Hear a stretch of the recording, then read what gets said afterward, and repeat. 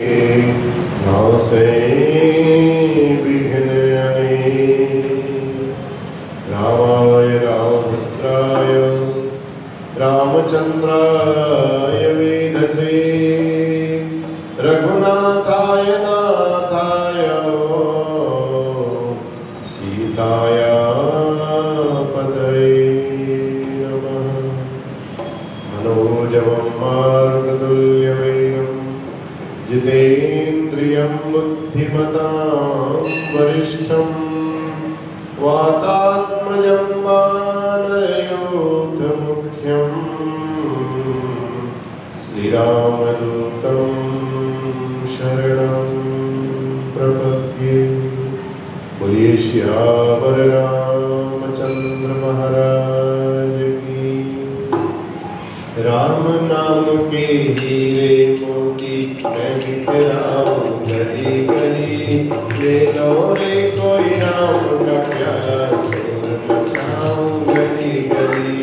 राम नाम के हीरे मोती मैं बिखराऊं गली गली, ले लो रे कोई राम का प्यारा शोर मचाऊं गली गली। जिस जिसने ये मोती लूटे वो तो माला माल हुए, धन दौलत के बने पुजारी आखिर वो कंगाल हुए।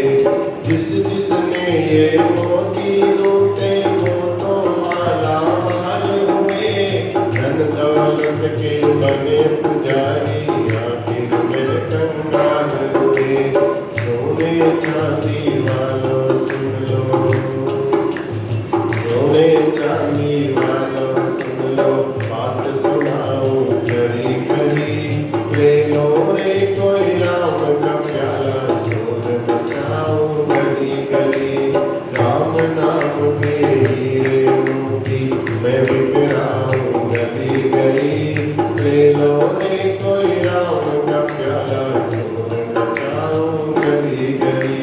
क्यों करता है तेरा मेरा ये तो तेरा मौका नहीं, झूठे जग में जो फंसा हुआ है वह सच्चा इंसान नहीं। क्यों करता है तेरा मेरा ये तो तेरा मौका नहीं, झूठे जग में फंसा हुआ है वह सच्चा इंसान नहीं।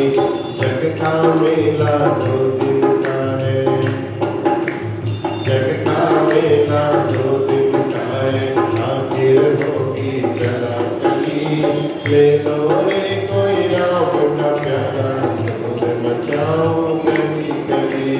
राम नाम के हीरे मोती मैं बिखराऊं गली गली, ले लो रे कोई राम का प्यारा शोर मचाओ। दुनिया को तो कब तक पगले अपनी कहता जाएगा, राम नाम को भूल गया तो अंत समय पछताएगा। दुनिया को तो कब तक पगले अपनी कहता जाएगा, राम नाम को भूल गया तो अंत समय पछताएगा। दो दिन का ये चमन खिला है, दो दिन का ये चमन खिला है, फिर मुरझाए गली गली, ले लो रे कोई राम का प्यारा शोर मचाओ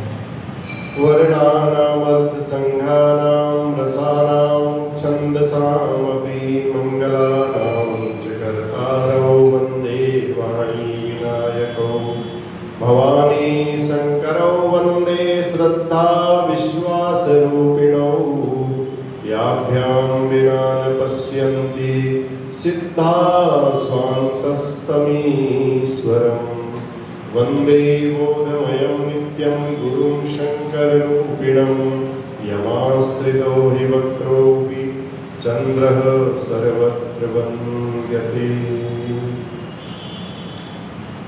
श्रीमातृपितृचरणकमलेभ्यो नमः। श्री सद्गुरुचरणकमलेभ्यो नमः। नीलाम्बुजश्यामलकोमलाङ्गं सीतासमारोपितवामभागं पाणौ महासायकचारुचापं नमामि रामं रघुवंशनाथं। बंदौ श्री तुलसी के चरण जिनकी नो जग काज कलि समुद्र बूढ़त लख्यो प्रगट्यो सप्त जहाज। सियावर राम की जय पवन सुत हनुमान की जय। मंगल मूर्ति मारुति नंदन सकल अमंगल मूल निकंदन। मंगल मूर्ति मारुति नंदन सकल अमंगल मूल निकंदन। पवन तनय संतन हितकारी हृदय विराजत अवध बिहारी। मातु पिता गुरु गणपति सारद मातु पिता गुरु गणपति सारद। शिवा समेत शंभु सुख नारद चरण बंदी बिनवहु सब काहू। देव राम पद देह निभाओ बंदौ राम लखन देहि। जे तुलसी के परम सनेहि। मंगल भवन अमंगल हारी प्रभु सो दशरथ बिहारी। मंगल भवन अमंगल हारी उमा सहित देहि जपत पुरारी। बोलिए सियावर रामचंद्र महाराज की। ये राम नाम ऐसा है, मंगल भवन अमंगल हारी। भगवान का नाम लोगे मंगलों की आपके घर में मंगल माने अच्छे कार्य, श्रेष्ठ कार्य, नेक कार्य। उन नेक कार्यों का समूह आपके घर में बना हुआ रहेगा, अच्छे कार्य। और भगवान का नाम लेते ही मंगलों का तो भवन हो जाता है, अपने घर में खजाना हो जाता है, और अमंगलों का नाश हो जाता है। अमंगल हारी, अमंगल को दूर करने वाला है और मंगल का भवन बनाने वाला है। मंगलों को आकृष्ट करने वाला है और अमंगल को भगाने वाला है। और इस राम नाम को कौन जपते हैं? उमा सहित जेहि जपत पुरारी। ये शंकर भगवान पार्वती जी के साथ इस महामंत्र का हमेशा जाप किया करते हैं। राजा राम राम राम सीता राम राम राम। राजा राम राम राम सीता राम राम। राजा राम राम राम सीता राम राम राम। राजा राम राम राम सीता राम राम राम। जब खाली समय में रहो, सांस लो, राम राम राम राम। सांस छोड़ो, राम राम राम राम। ये बड़ा अच्छा महामंत्र है और इसके साक्षी भगवान शिव और पार्वती हैं। तो इस महामंत्र को अगर हमारी जीवा में ऐसा हो जाएगा ना, जब हमारा मन जब तक चलते फिरते उठते बैठते खाते सोते जब राम राम राम राम राम राम राम राम राम बोलते रहेंगे, तो ये राम राम बोलने मात्र से भी देखो, राम को अगर आप लगातार बोलोगे तो क्या हो जाएगा? राम राम राम राम राम राम क्या हो जाएगा? मरा मरा मरा मरा ऐसे करके हो जाएगा, है ना? उल्टा नाम जपत जग जाना, वाल्मीकि भय ब्रह्म समाना। उल्टा नाम जपत जग जाना, वाल्मीकि भय ब्रह्म सम। वाल्मीकि जी ने राम बोला उनको, भाई आप फटाफट फटाफट राम राम का जप किया करो। अब वो राम राम राम राम राम राम राम राम राम राम राम करते करते करते करते ब्रह्म समान हो गए, ब्रह्म के समान हो गए, इतने ज्ञानी हो गए। राम जी पैदा नहीं हुए और राम जी के बारे में सारा सब कुछ लिख दिया। ये हुए ब्रह्म ज्ञानी, त्रिकालदर्शी। जो अभी भी क्या हो रहा है, आगे क्या होने वाला है, इससे पहले क्या हुआ था, सब जानने वाले। तो कल हमारी जो चर्चा हो रही थी गुरु की महिमा, गुरु की, हमने आपको बताया बाहर की धूल यदि आंखों के अंदर आ जाती है तो आंख बड़ी पीड़ा देने लगती है, लेकिन गुरु के बताए हुए मार्ग का यदि हम अनुसरण करते हैं, गुरु की कृपा की रज हमें जब प्राप्त होती है तो ये आंखें हमारी खुल जाती है। इन आंखों में ज्ञान की दृष्टि और अच्छी हो जाती है, आंखें और ज्यादा तीव्र देखने लगती है, चश्मा लगाने की जरूरत भी नहीं, ज्ञान की दृष्टि जागृत हो जाती है।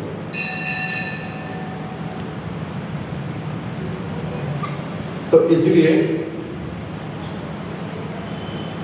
महामंत्र जो जपत महेशु, काशी मुक्ति हेत उपदेश, और महिमा जास जान गण राव, प्रथम पूजियत नाम प्रभाव।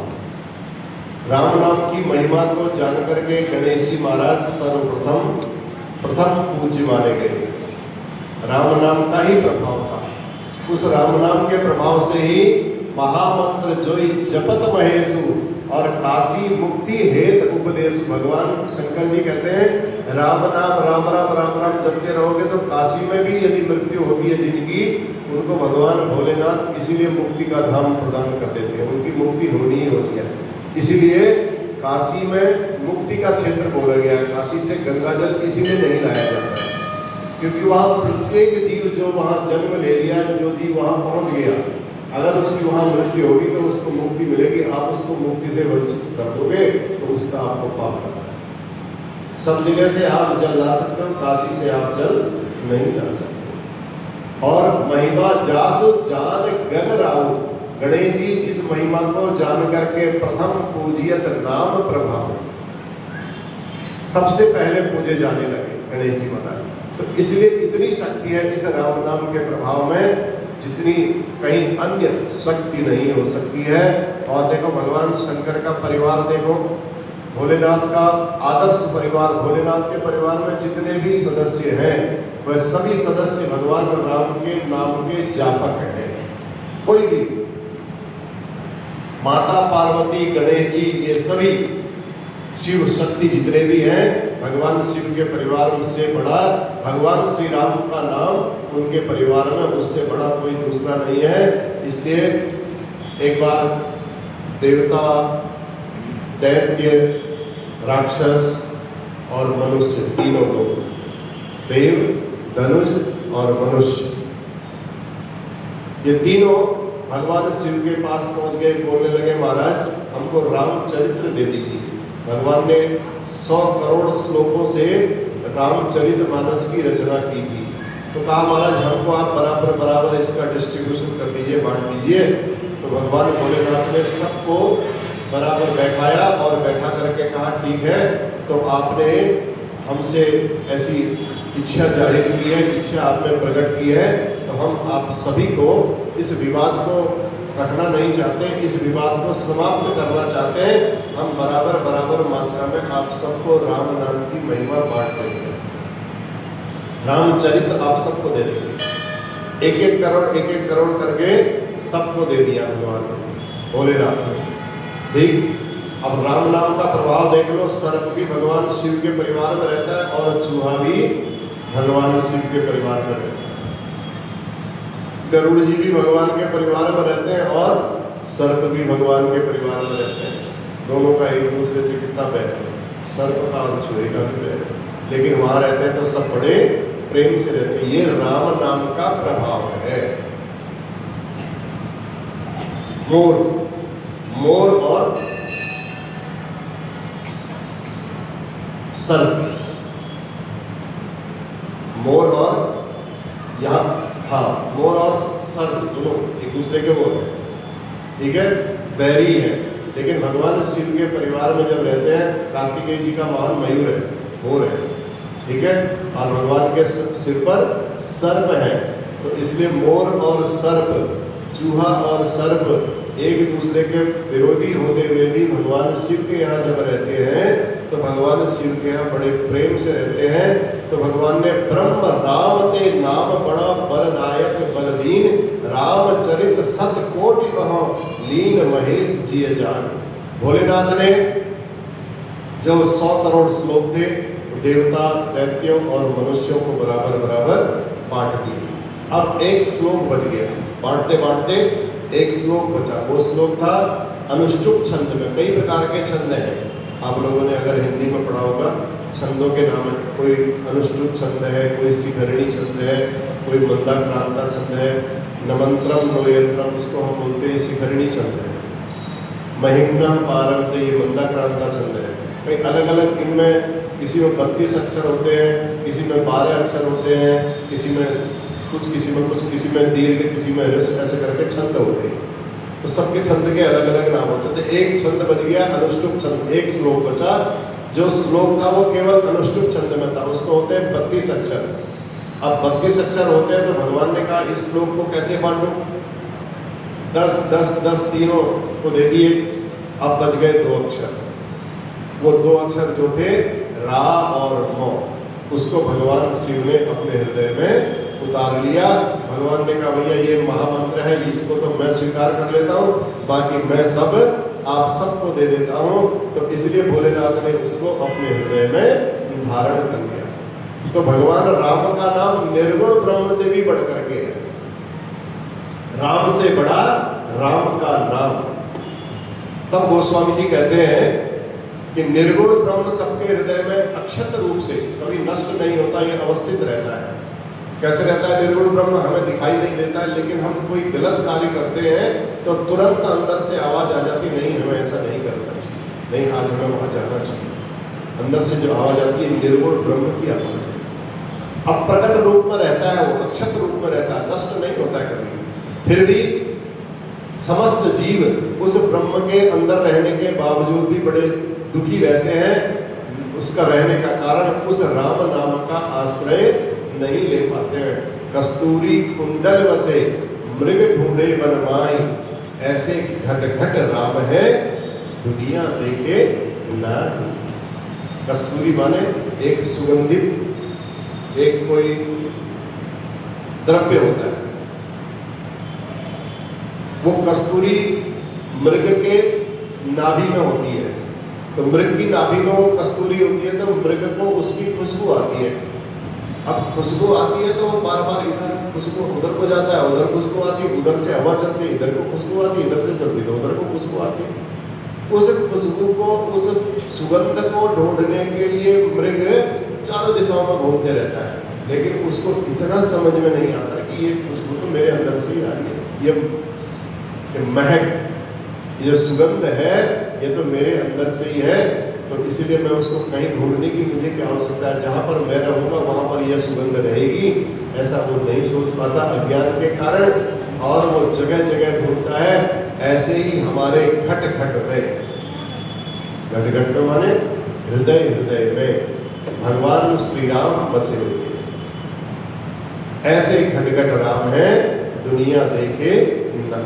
तो इससे गोस्वामी जी कहते हैं राम का नाम सगुण ब्रह्म से भी श्रेष्ठ है। राम का अवतार ब्रह्मांड है, और नाम का अवतार, राम का अवतार ब्रह्मांड में होता है और नाम का अवतार इस पिंड में होता है। तो राम जी ब्रह्मांड में अवतार लेकर के जो काम करते हैं, नाम इस पिंड में अवतार लेकर के वह सारे कार्य संपादित कर देता है। कैसे? राम एक तापस तियतारी, नाम कोटि खल कुमति सुधारी। भगवान राम जी ने क्या किया? राम जी ने क्या किया? अब नाम और राम की महिमा देखो। राम जी ने क्या किया? एक अहिल्या का उद्धार कर दिया, चलते चलते गए, अपने शरीर से स्पर्श किया और उस अहिल्या का उद्धार कर दिया। लेकिन नाम जिन्होंने जप किया ऐसे तो करोड़ों लोगों का उद्धार हो गया। समुद्र का सेतु बांधने लगे तो भगवान राम के नाम की महिमा से ही वो सेतु बन गया। अगर भगवान राम ने अपना हाथ लगा करके उसको डाला तो वो पत्थर डूब गया।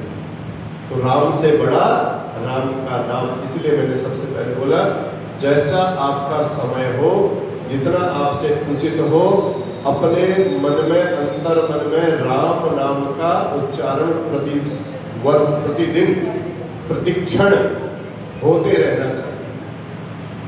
राम राम राम राम, क्या बिगड़ रहा है? मुंह बंद होगा, राम राम राम राम। ऐसे राम राम राम राम कहते कहते अगर इस संसार से भी चले जाएंगे तो मुक्ति हो जाएगी।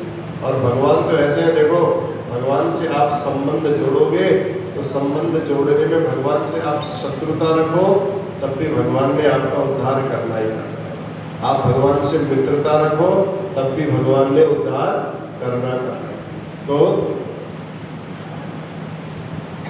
राम नाम, राम एक तापस दिय तारी, नाम कोटि खल कुमति सुधारी, दंडक बन प्रभु कीन सुहावन, जनमन अमित नाम किए पावन। तो बन शब्द से यहाँ अयोध्या कांड अभिप्रेत किया। दंडक बन प्रभु कीन सुहावन, क्योंकि भगवान का वनवास अयोध्या कांड में ही हुआ है, इसलिए यहाँ पर गोस्वामी तुलसीदास जी ने वन शब्द का प्रयोग करके अयोध्या कांड की याद दिलाई। कहा देखो, भगवान श्री राम ने एक अहिल्या का उद्धार किया और रघुनाथ जी ने एक शबरी का उद्धार किया, एक गीध का उद्धार किया। ऐसे ही सब सेवकों को मुक्ति दी, परंतु राम नाम ने अनगिनत, कोई गिनती नहीं है, कितने लोगों ने राम नाम का जाप करके मुक्ति को प्राप्त कर लिया, उनकी कोई गिनती नहीं है। भगवान तो एक सीमित, एक लिमिट तक सबका उद्धार कर सकते हैं, लेकिन भगवान का राम नाम करोड़ों लोगों को एक साथ मुक्ति दे सकता है। बोल सियावर रामचंद्र महाराज की। राम सुकंठ विभीषण दो, राखे शरण जान सबको, राम भालु कपि कटक बटोरा, सेतु हेतु श्रम कीन तोरा, नाम लेत भव सिंधु सुखाही, करहु विचार सुजन मन माही, नाम लेत भव सिंधु सुखाही, करहु विचार सुजन मन माही।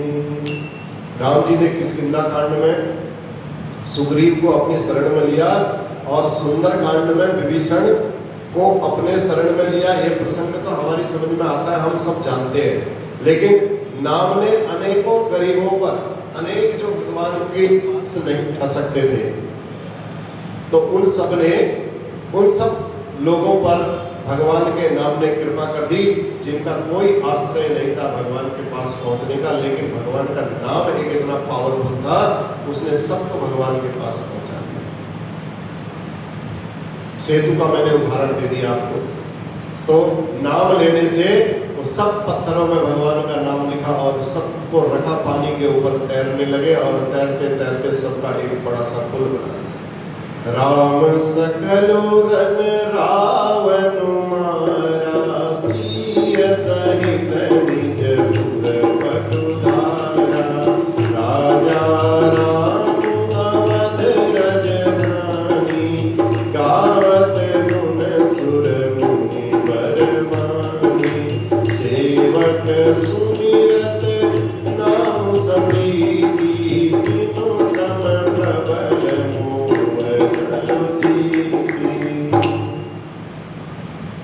भगवान श्री राम ने कुटुंबियों सहित परिवार के साथ रावण को युद्ध में मारा और सीता सहित उन्होंने अपने नगर में प्रवेश किया।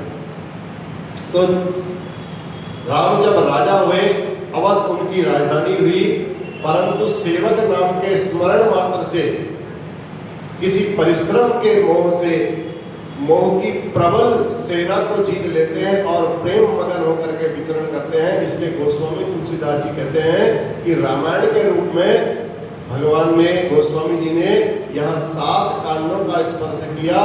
कहो कहाँ लगी नाम बढ़ाई। भगवान तुलसीदास जी कहने लगे कितनी बात बताऊं मैं, नाम की इतनी अनंत महिमा है, इतनी अनंत महिमा है।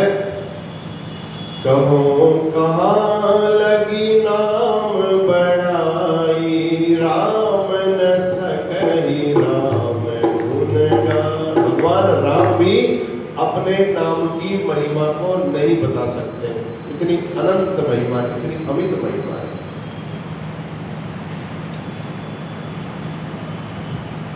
भरत अमित महिमा सुन रानी, जानई राम न सकहि बखानी। और संपूर्ण श्री रामचरितमानस में 2 चीजें ऐसी हैं जिनका वर्णन स्वयं भगवान राम भी नहीं कर पाए।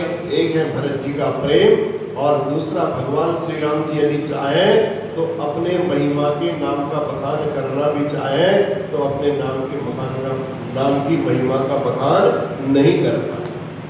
भरत जी के प्रेम का बखान नहीं कर पाए और अपने नाम की महिमा का बखान अपने मुंह से नहीं कर पाए। इतना अनन्य उनकी महिमा थी। भरत जी की महिमा भी अपने मुंह से बोलने में असमर्थ हो गए। कहा जिह्वा से भरत तुम्हारी महिमा को मैं नहीं बोल सकता। तो इसलिए किसी भी रूप में आओ, किसी भी रूप में गाओ और किसी भी रूप में भगवान के इस मंदिर में, इस कथा में प्रवेश करो, किसी भाव से आओ। भाय कुभाय, ये सबको आना चाहिए वाली चौपाई। भाय कुभाय अनक आलस हूँ, भाय कुभाय अनक आलस हूँ, नाम जपत मंगल ऋषि दस हूँ। भाव से लो चाहे कुभाव से लो।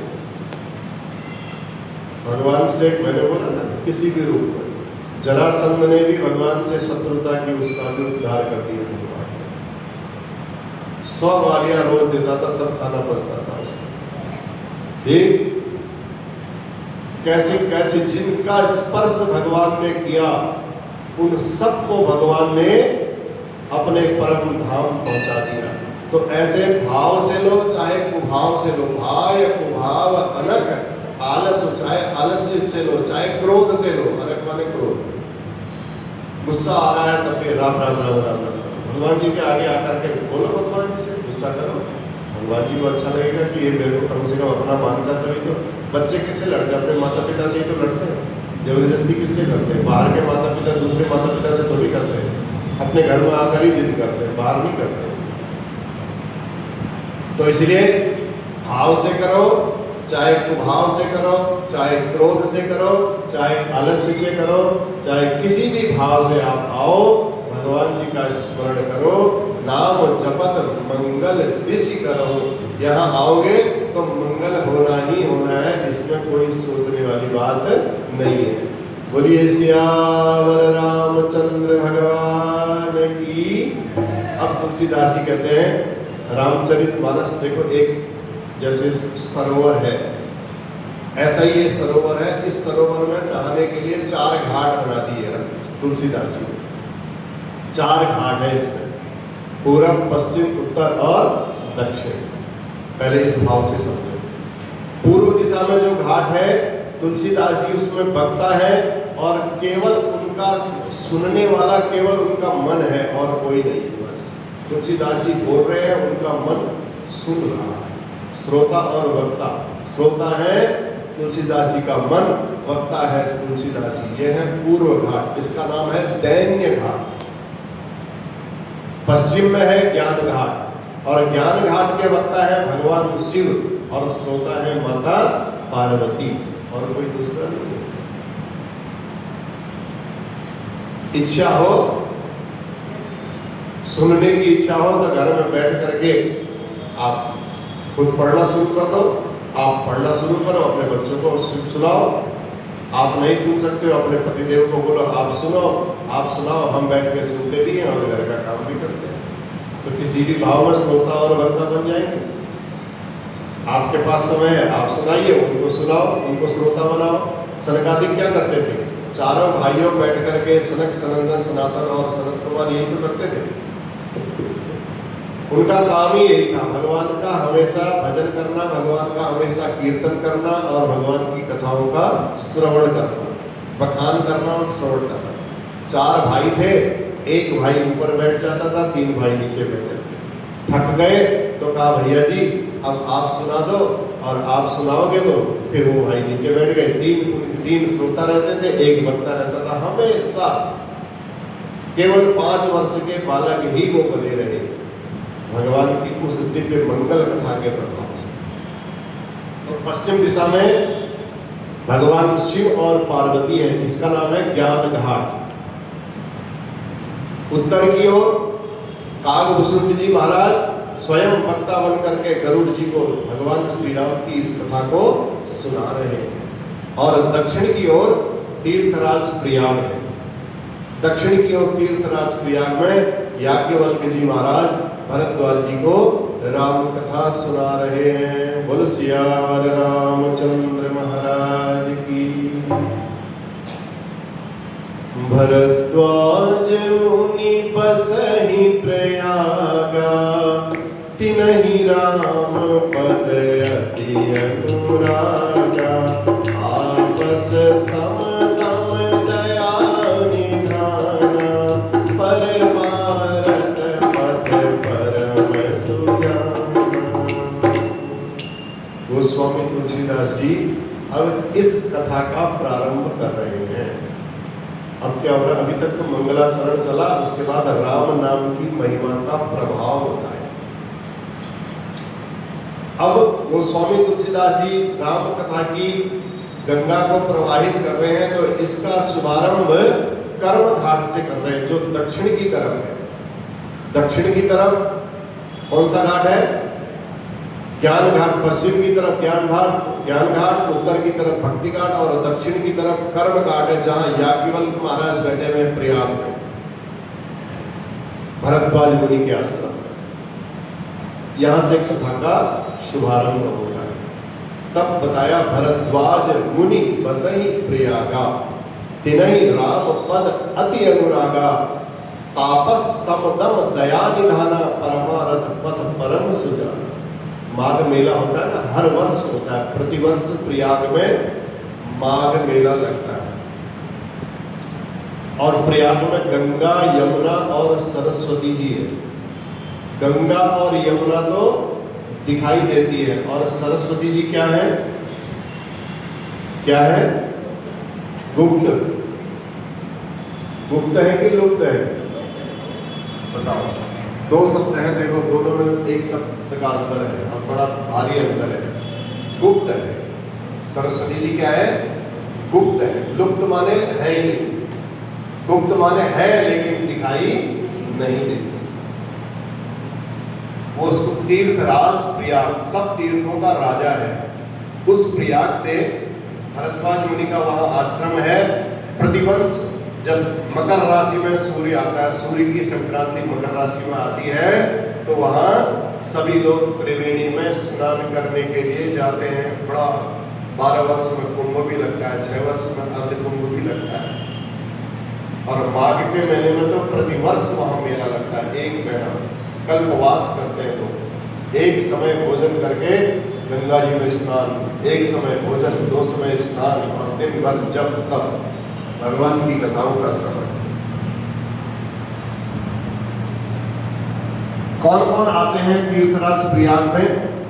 देव तनुज किन्नर नर श्रेणी, सादर मज्जहि सकल त्रिवेणी। देवता, दैत्य सब त्रिवेणी में स्नान करने के लिए। ऐसा नहीं है कि खाली देवता ही देवता जाते हैं, राक्षस भी वहां पहुंचते हैं। वो भी सोचते हैं ये परम सौभाग्य है हमारा कि त्रिवेणी में स्नान करने का माघ के महीने में हमें अवसर मिला हुआ है। मनुष्यों का सारा समूह किन्नर जितने हैं वो सब जाकर के त्रिवेणी में स्नान करते हैं, और स्नान करने के पश्चात फिर वहाँ भरद्वाज जी का आश्रम है, आश्रम में जाते हैं और माघ मास पर्यंत वहाँ रुकते हैं, रुक करके कल्पवास करते हैं। अब क्या हुआ, फिर सब अपने अपने आश्रमों को लौट जाते हैं। तो इस प्रकार प्रत्येक संवत में, प्रत्येक वर्ष में ये आनंद होता है। अब एक बार सारा माघ का महीना पूरा हो गया, सब जितने ऋषि मुनि लोग थे सब अपने घर को लौट रहे थे, अपने अपने आश्रम को, घर को भी आश्रम। तब भरद्वाज जी महाराज ने, जब ऋषि लोग सब जाने लगे तो याज्ञवल्क्य महाराज भी अब जाने लगे, तो तुरंत भरद्वाज जी उठे और उन्होंने जाकर के याज्ञवल्क्य महाराज के चरणों को पकड़ लिया। याज्ञवल्क्य महाराज से कहा, प्रभु आप यहीं विराजिए, आप जाइएगा मत यहाँ से। नाथ एक संशय बड़ मोरे, करगत वेद तत्व सब तोरे। महाराज मेरे मन में एक संशय हो गया है। किसने बोला ऐसा? बड़े ध्यान से सुनिए। भरद्वाज मुनि ने बोला। किसको बोला? याज्ञवल्क्य मुनि को। कहा, महाराज मेरे मन में एक संशय हो गया। नाथ एक संशय बड़ मोरे, करगत वेद तत्व सब तोरे। आपकी कृपा यदि हो जाएगी तो मेरे इस संदेह का निवारण हो जाएगा। महाराज आप 2 मिनट यहीं रुक जाइए। याज्ञवल्क्य जी महाराज, याज्ञवल्क्य जी ने कहा, बताइए फिर क्या पूछना चाहते हैं आप? अब सब ऋषि मुनि चले गए, माघ मेरा पूरा हो गया। तब भरद्वाज जी कहते हैं, महाराज जी मुझे संदेह हो रहा है और मुझे कहने में बड़ी लज्जा भी आ रही है। कई बात ऐसी होती है निकल जाती है वाणी से, जानते हैं लेकिन कभी कभी वाणी हमारी उस बात को सही न कह करके किसी दूसरे रूप में कह देती है। तो भरद्वाज जी ने भी कहा, महाराज मेरे मन में भी एक संदेह हो गया है, उस संदेह को कहने में मैं थोड़ा हिचकिचा रहा हूं, लज्जा आ रही है।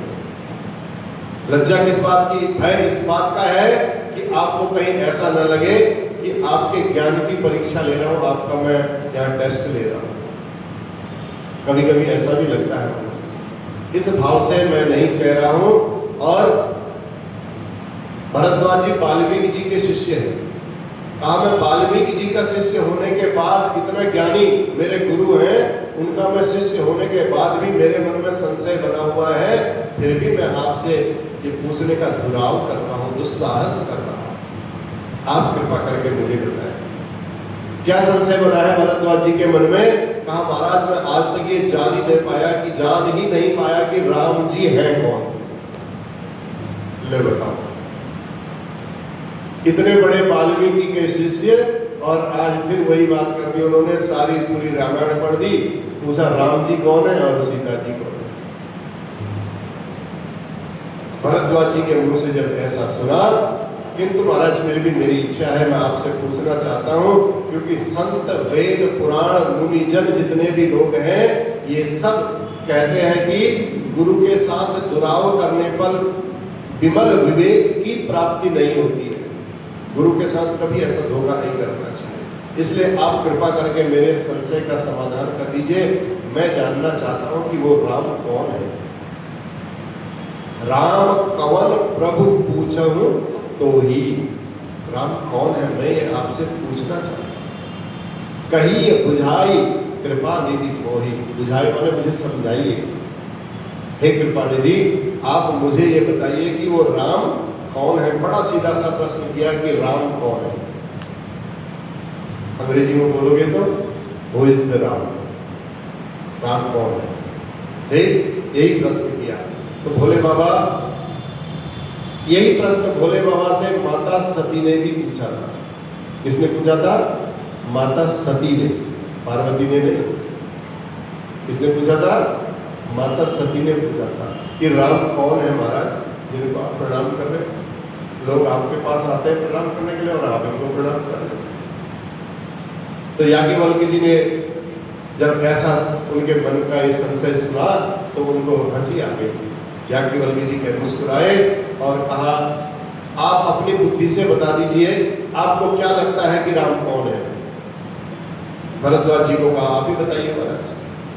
तब भरद्वाज जी कहते हैं महाराज, एक राम अवधेश कुमारा, इनकह चरित विदित संसारा। एक राम अवधेश कुमारा, इनकर चरित विदित संसारा। नारी विरह दुख लहे हुआ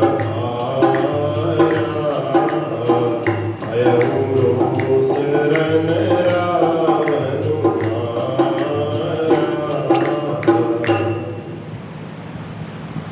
रामचरित्र पर मीठा व्यंग करते हुए भरद्वाज जी महाराज कहते हैं, महाराज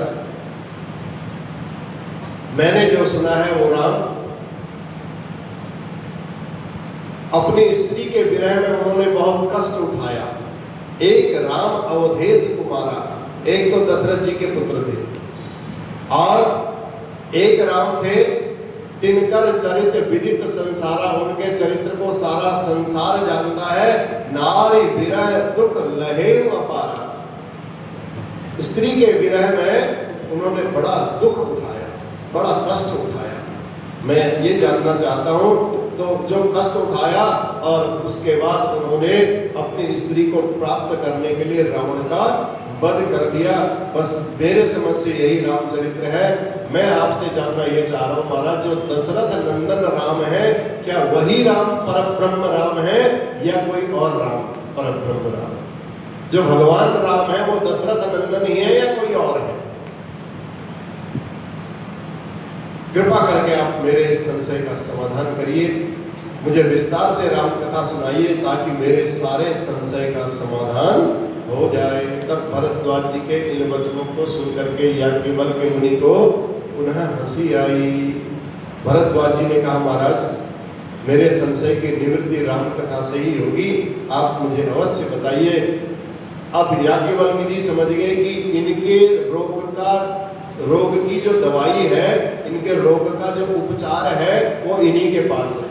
अब वो दवाई इनको देनी ही पड़ेगी। अब जो ये संशय है राम कौन है ये भी जानते हैं कि दशरथ नंदन राम है, वही राम है कि नहीं है, और दवाई भी वही है भी वही भगवान।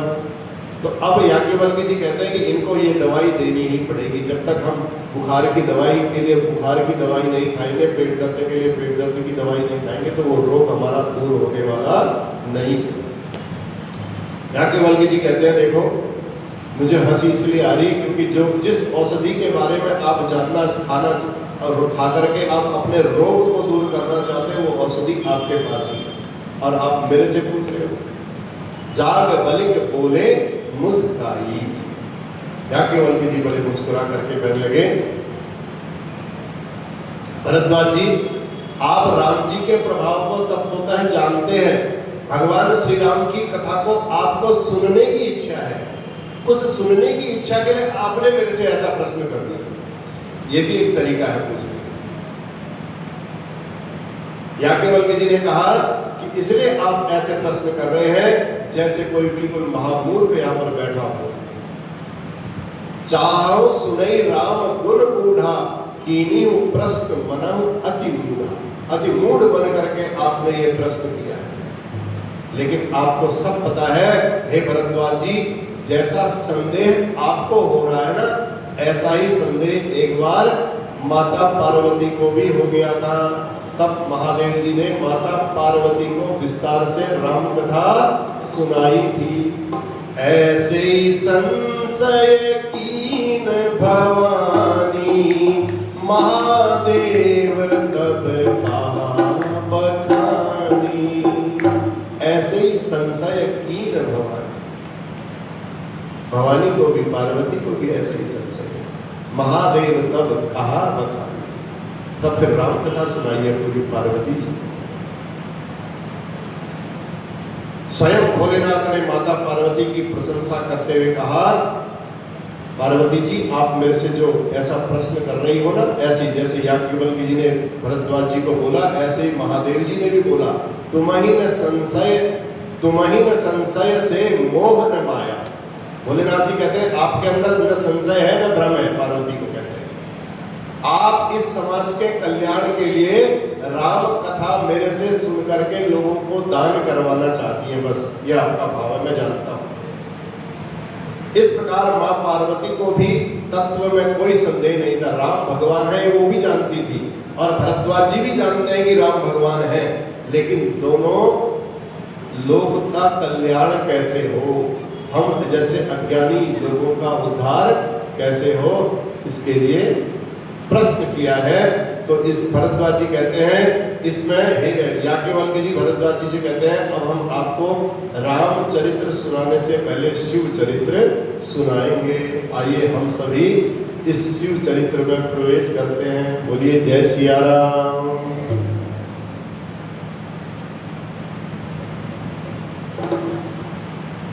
तुम ही न संशय से मोह न माया।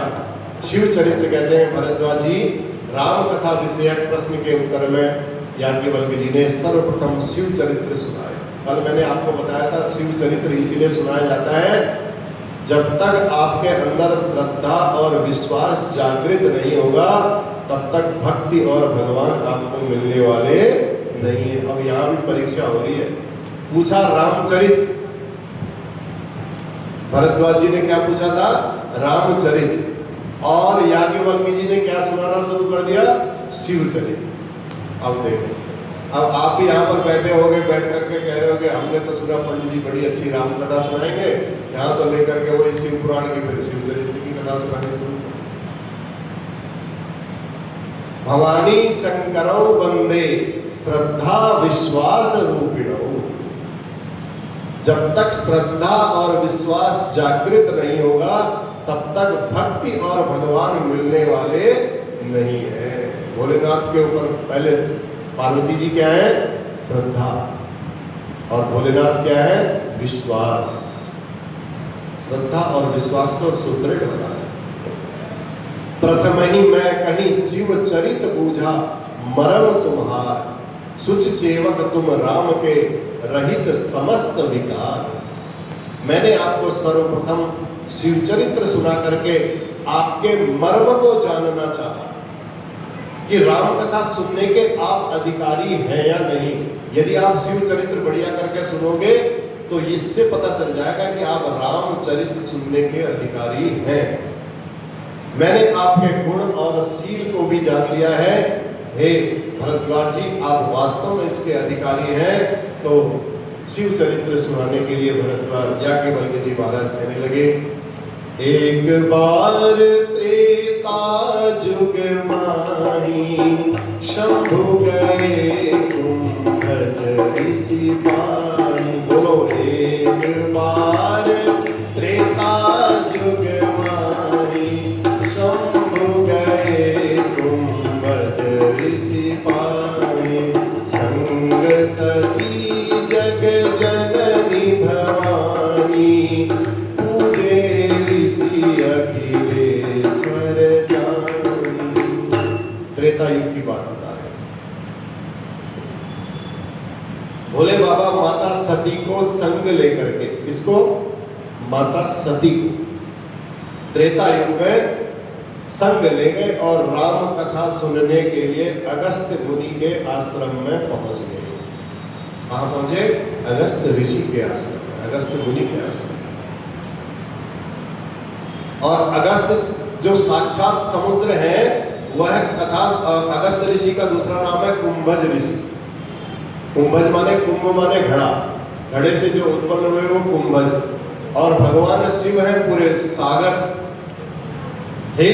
तो जो साक्षात समुद्र है वो कथा सुनने के लिए कुंभज ऋषि के पास जा रहे हैं जिसका जन्म घड़े से हुआ है। तो ऋषि, तो विशेषता राम कथा की ये है, समुद्र क्यों एक छोटे से घड़े के पास जाएगा बताओ? कहने का भाव, जब भी हम भगवान की कथा को सुनने के लिए बैठे तो सारे अपने अंदर का जितना अभिमान है उस अभिमान को त्याग करके बिल्कुल जीरो बन करके कथा को यदि हम सुनेंगे तो कथा हमारे अंतःकरण में अवश्य उतरेगी। अन्यथा कथा हमारे अंतःकरण में उतरने वाली नहीं है।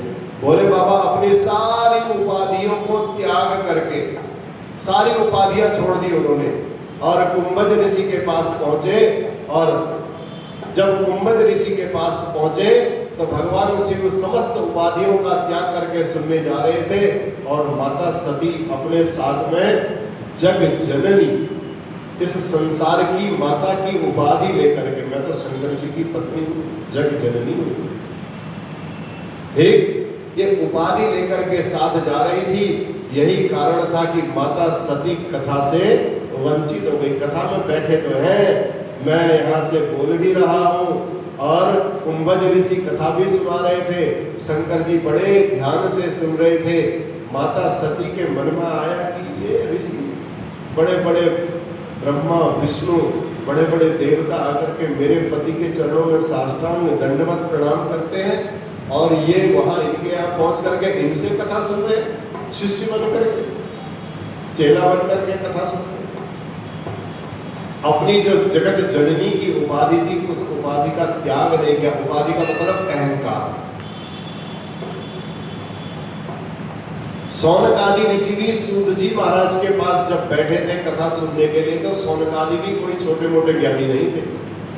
सौनकादि ऋषि भी बहुत बड़े ज्ञानी थे, लेकिन सूत जी महाराज अवस्था में छोटे थे, ज्ञान में बड़े श्रेष्ठ थे। जब सौनकादि उनके पास कथा सुनने के लिए बैठते थे तो बिल्कुल शून्य होकर के बैठते थे।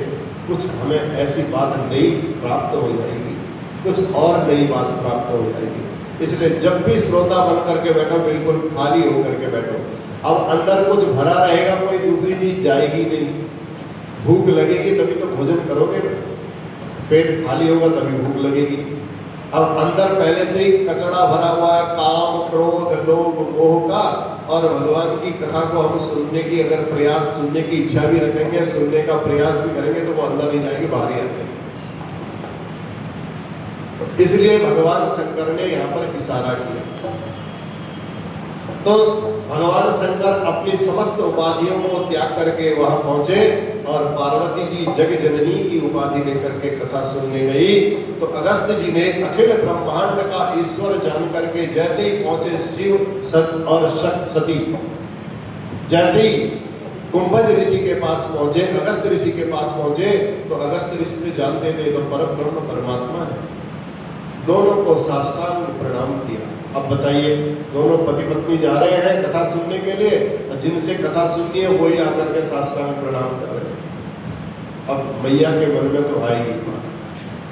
अगस्त जी को लगा कि मैं तो वक्ता हूं, किंतु ये साक्षात परब्रह्म है और जो मुझे देखो बड़प्पन देने के लिए मेरे यहाँ स्वयं पधारे हैं। भगवान शंकर स्वयं गए कथा सुनने के लिए, इसलिए कथा सुनने के लिए स्वयं आया, अधिक से अधिक संख्या। ठीक, अब जब दोनों वहां कथा सुनने के लिए गए तो कुंभज ऋषि को, अगस्त ऋषि को लगा कि साक्षात भगवान आज मेरे यहाँ पधारे हैं, तो उन्होंने साष्टांग प्रणाम किया। और जैसे ही साष्टांग प्रणाम किया तो सती जी के मन में ये भाव जागृत हो गया। लेकिन अगस्त ऋषि के मन में ये भाव हुआ कि आज प्रभु ने मेरे ऊपर इतनी कृपा की, मेरे घर में स्वयं चल करके मुझे बड़प्पन देने के लिए यहाँ पहुंचे। ये बड़प्पन था प्रभु। अगस्त ऋषि के ऐसे विचार। तो श्रोता और वक्ता में ऐसा ही संबंध होना चाहिए, हमारा कहने का जो भाव है। गरुड़ जी महाराज भार्या जी काकभूषुंडी जी के पास कथा सुनने गए। ठीक, काकभूषुंडी जी कौन है? कौआ। कौआ कौन होता है? पक्षियों में जो सबसे गया गुजरा होता है उसको कौवे की उपाधि मिलती है, और गरुड़ जी पक्षियों में सर्वश्रेष्ठ है।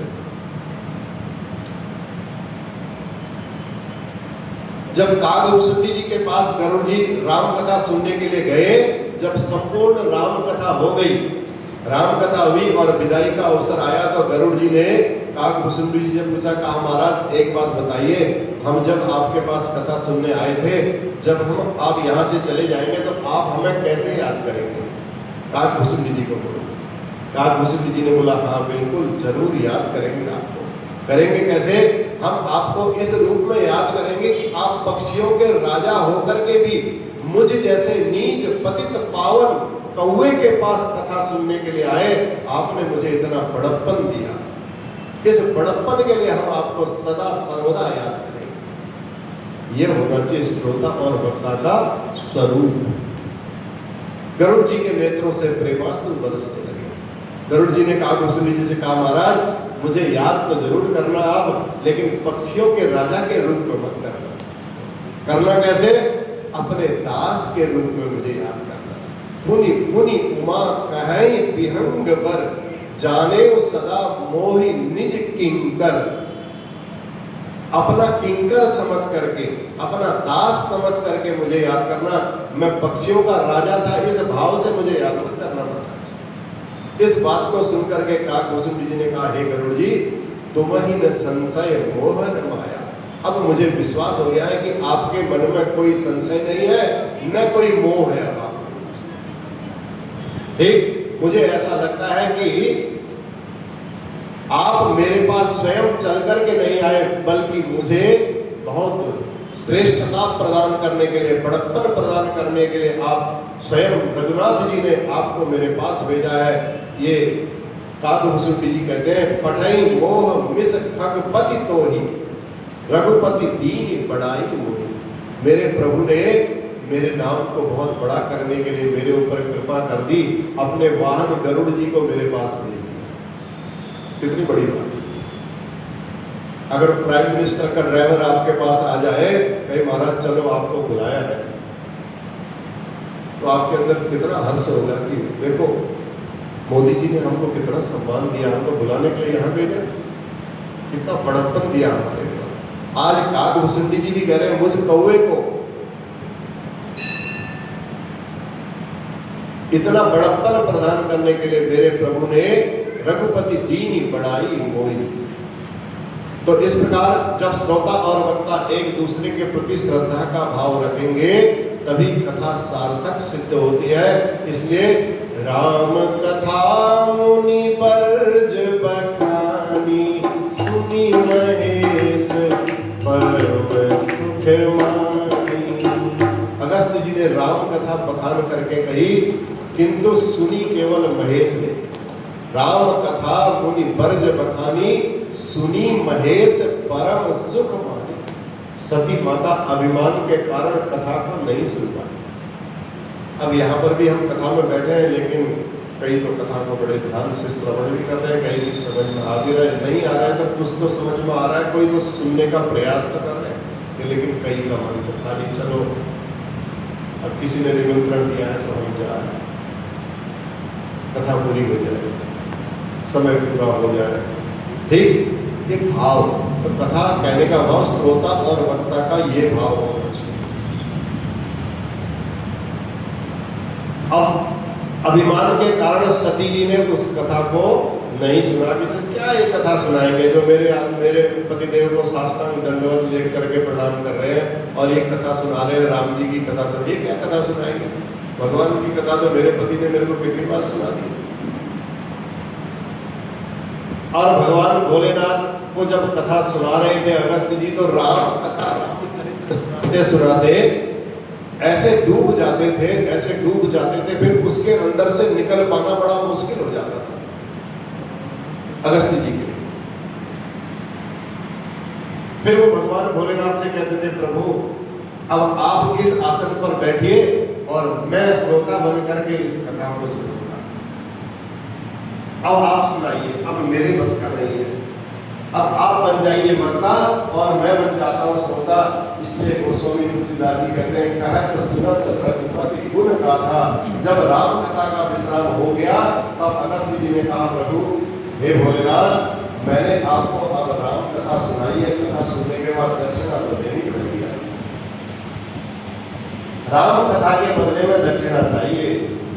भोले बाबा ने कहा, बोलो क्या मांगना चाहते हो? अगस्त्य ऋषि को पता था ये तो साक्षात परम ब्रह्म है, धन दौलत माया क्या मांगनी है, ये भी कोई मांगने वाली चीज। आज दोगे कल खर्च, खत्म उसकी लीला। अगस्त्य ऋषि जानते थे परम ब्रह्म आज मेरे सामने खड़ा है, तो भगवान से कहा, प्रभु भौतिक द्रव्य राम कथा की कोई बराबरी नहीं कर सकते, कुछ नहीं मांगना चाहता हूँ, भौतिक द्रव्य कुछ नहीं चाहिए, उन्होंने भगवान शिव से राम कथा की दक्षिणा के रूप में कहा, प्रभु ऋषि पूछी हरि भगति सुहाई, कही शंभु अधिकारी पाई। राम कथा की दक्षिणा के रूप में मुझे राम भक्ति दे दी बस, और कुछ नहीं चाहिए। राम भक्ति मेरी बनी रहे, मैं राम जी का भक्त बना रहूं, प्रभु मेरे हमेशा स्वामी बने रहें, यही राम भक्ति मेरे मन में हमेशा बनी रहे, यही मुझे दक्षिणा चाहिए। भोले बाबा ने जब ऐसा सुना तो भोले बाबा और रीझ गए। शिव जी को बड़ा अच्छा लगा, बड़े प्रसन्न हो गए और कुछ दिनों तक वहां रहे। कुछ दिनों के बाद भोले बाबा ने कहा, अब अगस्त ऋषि से विदाई मांगी। मुनिसन विदा मांगी त्रिपुरारी, चले भवन संग दक्ष कुमारी। गए थे सती जी के साथ, लौट करके आ रहे हैं दक्ष कुमारी के साथ। देखो कितना अंतर है, शब्दों का चयन गोस्वामी तुलसीदास जी ने बड़े सोच समझ करके किया। जब गए थे किसके साथ गए थे? जग जननी के साथ गए थे। सती जी को जग जननी बोला था। जग जननी की उपाधि लेकर के गए और उपाधि लेकर के कथा में बैठे तो शून्य होकर के आए दक्ष कुमारी। दक्ष माने होता है चतुर, चालाक।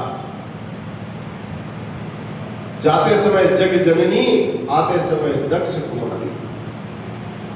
मुनिसन विदा मांगी त्रिपुरारी, चले भवन संग दक्ष कुमारी। अब दक्ष कुमारी बनकर के लौटना पड़ा सती जी को, किंतु शंभु कोई उपाधि लेकर के नहीं गए थे। शिव जी कोई उपाधि लेकर के नहीं, केवल कथा सुनने गए थे। राम कथा के इतने रसिक हैं भगवान भोलेनाथ, केवल कथा सुनने गए, कोई उपाधि नहीं लेकर के गए। तो लौट जाते समय तो शंकर बन करके, शिव बन करके गए थे, लौट करके आए तो त्रिपुरारी बन करके लौट करके आए। तब भोलेनाथ सती जी को संग में लिए जा रहे थे और त्रेता युग की ये बात थी। संयोग से उसी त्रेता युग में भगवान राम का भी अवतार हुआ है। पिता के वचनों को राम जी ने माना और मान करके वनवासी हो गए थे। वनवासी होकर के दंडक वन में जा रहे थे। पंचवटी में दंडक वन में विचरण कर रहे थे तो दंडकारण्य, अरण्य माने जंगल, दंडक वन दंडकारण्य एक ही बात। तो उस दंडकारण्य में पंचवटी में नासिक, तो पंचवटी में आश्रम में रह करके रह रहे थे। संयोग ऐसा था उसी त्रेता युग में भोले बाबा भी अगस्त जी से राम कथा सुन करके दंडकारण्य के ऊपर से जा रहे थे। देखो संयोग की बात है, बड़ा अच्छा। हृदय में तीव्र उत्कंठा है भोले बाबा की, कैसे मेरे प्रभु के मेरे को दर्शन हो। तीव्र उत्कंठा है, कहीं भी दर्शन हो। उसी समय भगवान राम को भोलेनाथ के दर्शन हो गए। भोले बाबा तो प्रभु के दर्शन पाते ही गदगद हो गए। अरे भोले बाबा विचार करते हैं, जाकर के प्रभु को अगर मैंने प्रणाम किया तो मेरे को तो सब पहचानते हैं, तो सारी दुनिया जान जाएगी ये परम ब्रह्म परमात्मा है जिनको शंकर जी आकर के प्रणाम कर रहे हैं। तो सोचने लगे अब ऐसे प्रणाम ना करूं तो कैसे करूं, क्या करूं। शिव जी के मन में बड़ी दुविधा हो गई और मैं अपने इष्ट को सामने देख रहा हूं और प्रणाम नहीं कर पा रहा, बड़ी दुविधा हुई। तो क्या करूं। उसी समय रावण मारीच को लेकर के पंचवटी में आया और मारीच को सोने का मृग बनाया, हिरण बनाया सोने का। भगवान उसको मारने के लिए उसके पीछे दौड़े। मूढ़ रावण ने छल कर करके सीता जी का हरण कर लिया और भगवान श्री राम जी जब उस खल का, उस दुष्ट का वध करके लौटे, इधर रावण ने सीता जी का अपहरण कर लिया। और भगवान श्री राम, ये सब शंकर जी देख रहे हैं सारी लीला, ये लीला सब शिव जी को दिखाई दे रही है। सारी लीला देख रहे हैं कैसे प्रभु इस संसार में आकर के लीला कर रहे हैं। उस खल का, उस दुष्ट का वध करके जब प्रभु लौटे तो यहाँ देखा रावण ने सीता जी को भर लिया है और भगवान श्री राम ने आश्रम में श्रीहीन देखा। जब आश्रम को सीता के से रहित देखा तो विरही हो गई, विलाप करने लगे। हे खग मृग हे मधुकर श्रेणी, हे मृग हे मधुकर मृग श्रेणी, तुम देखी सीता मृग मैनी, हे खग मृग हे मधुकर श्रेणी, तुम देखी सीता मृग मैनी। उसी समय भोलेनाथ जी की दृष्टि राम जी पर पड़ी और विलाप करते हुए राम जी को देखा तो भोलेनाथ बड़े प्रसन्न हो गए। अब देखो भगवान राम जी वहां रो रहे हैं और शंकर जी यहाँ हंस रहे हैं। शंभु समय नहीं राम ही देखा उपजा ही अति हरस विशेष। अब कितनी आपको रोना आए और मैं हंसू तो आपको कैसा लगेगा? ये रहस्य क्या है? ये रहस्य हम कल बताएंगे आपको। राम जी रो रहे हैं और भगवान शंकर जी हंस रहे हैं। क्यों हंस रहे हैं इसके बारे में हम कल आपको बताएंगे। ये कैसी लीला है भगवान की। आइए आप सभी लोग एक बार भगवान का नाम लें। राजा राम राम राम सीता राम राम राम, राजा राम राम राम सीता राम राम राम, राजा राम राम राम सीता राम राम राम, राजा राम राम राम सीता राम राम राम, राजा राम राम राम सीता राम राम, सीता राम राम राम सीता राम। अगर नाथ देखोगे अवगुण हमारे, तो हम कैसे भव से लगेंगे किनारे। अगर नाथ देखोगे अवगुण हमारे, तो हम कैसे भव से लगेंगे किनारे।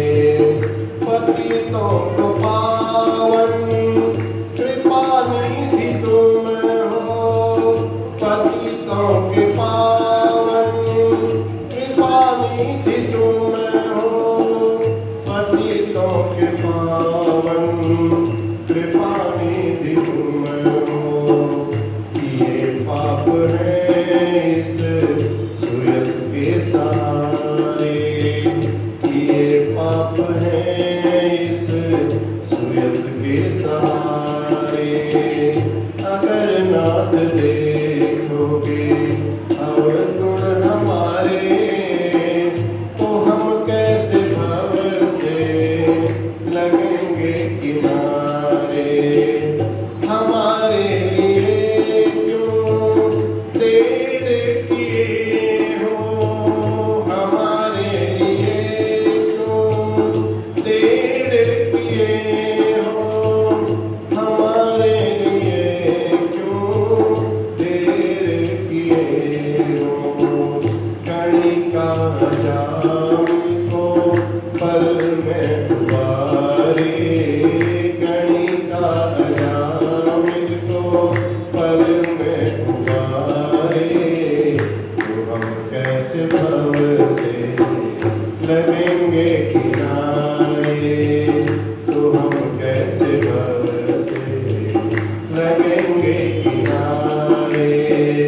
ये माना अगम है अपावन कुटिल है, ये माना अगम है अपावन कुटिल है, ये माना अगम है अपावन कुटिल है। सब कुछ है लेकिन प्रभु हम तुम्हारे, सब कुछ है लेकिन प्रभु हम तुम्हारे। तो हम कैसे भव से लगेंगे किनारे, तो हम कैसे भव से लगेंगे किनारे। अगर नाथ दे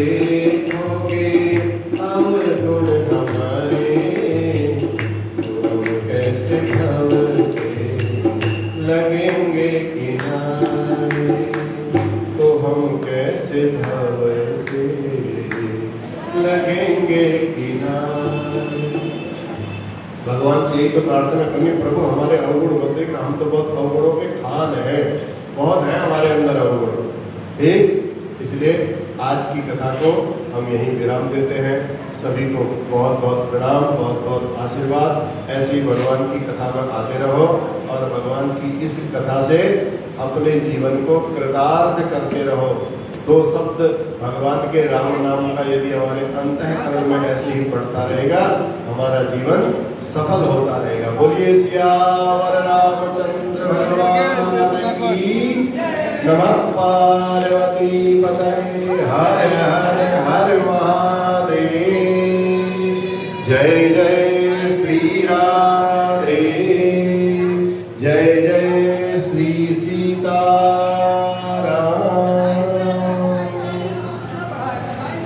प्यार से बोलिए।